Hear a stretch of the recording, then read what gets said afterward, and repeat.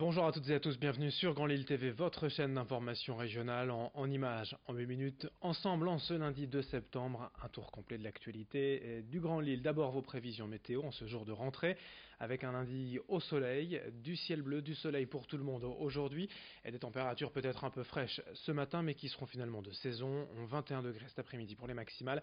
On en reparle avec vos prévisions météo complètes juste après ce journal. À la une, bien sûr, et vous vous en doutez, la braderie de Lille édition 2019 que vous avez d'ailleurs pu suivre en direct sur notre antenne ce samedi, avec une belle météo aussi dans l'ensemble, une bonne ambiance populaire et festive dans les rues. Il semblerait que l'on ait retrouvé les valeurs authentiques et traditionnelles de la braderie. Le tournant fut bien sûr l'annulation en 2016 après l'attentat de Nice et après 2 années de reprise en douceur. La mairie et les bradeux ont trouvé la bonne formule. C'est d'ailleurs une vraie satisfaction pour l'adjoint municipal et coordinateur de la braderie Jacques Richir, interviewé samedi après-midi par Vincent Vieillard en plein cœur de Lille.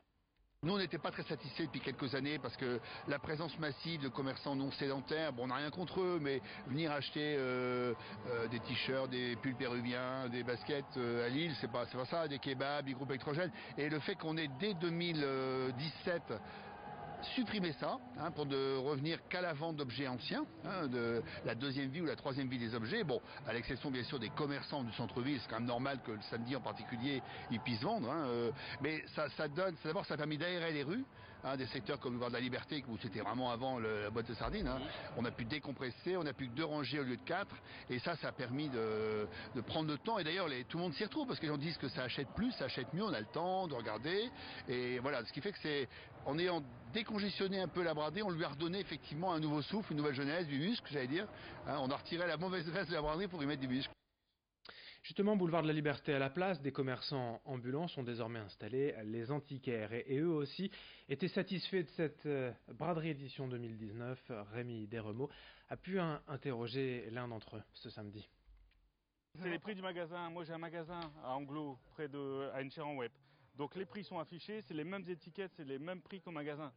Donc ici c'est vraiment pour vendre. Et tout se vend, c'est incroyable, tout se vend, tout ce qu'il a, vous voyez. J'ai 9 mètres d'étal et tout se vend. C'est incroyable. Alors que des objets peuvent rester 1 an au magasin sans que personne ne demande le prix. Et ici c'est parti, c'est l'ancienneté d'abord avant tout. Il faut que ce soit pas cassé, pas recollé, en bon état. Il faut que ce soit ancien, il y a trop de gens qui ont abusé, qui ont essayé de vendre du faux. Et ça ternit l'image du brocanteur et de l'antiquaire. Moi ce que je veux c'est vendre des choses saines. Vous voyez tout ce qui est là, c'est ancien. Tout est de deuxième main, tout a vécu. Il y a une âme, il y a une histoire. Ça vient d'une ferme. Alors c'était précieux, ça donne l'impression que c'était la richesse de la ferme. Ils avaient ça depuis peut-être 100 ans. Et elle n'avait pas bougé depuis qu'ils étaient arrivés dans cette ferme. Ça m'a fait un peu mal au cœur. C'est comme si je leur arrachais quelque chose d'important. Mais en fait, ils vendaient, ils débarrassaient la ferme. L'un des symboles aussi de la braderie, c'est l'incontournable plat de moules frites que vous avez peut-être d'ailleurs dégusté avec plaisir ce week-end. Ces dernières années, toutefois, quelques restaurateurs avaient un peu abusé sur les tarifs et la maire de Lille, Martine Aubry, avait en personne tenté de recadrer les profiteurs.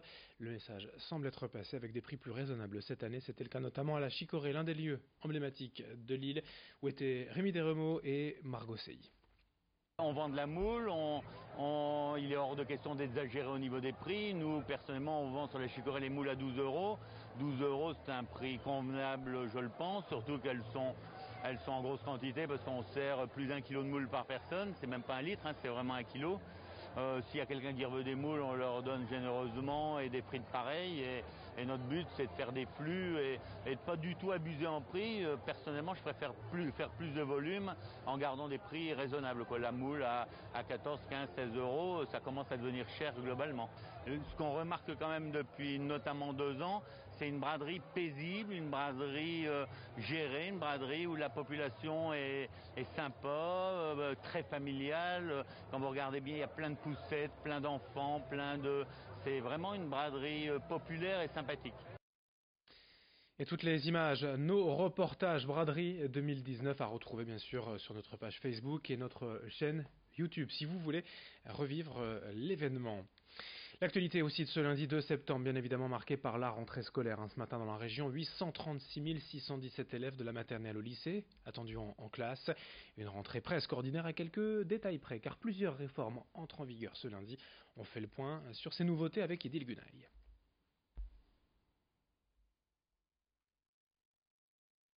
Chez les plus petits, le principal changement, c'est l'âge de la scolarité obligatoire. Il passe de 6 à 3 ans.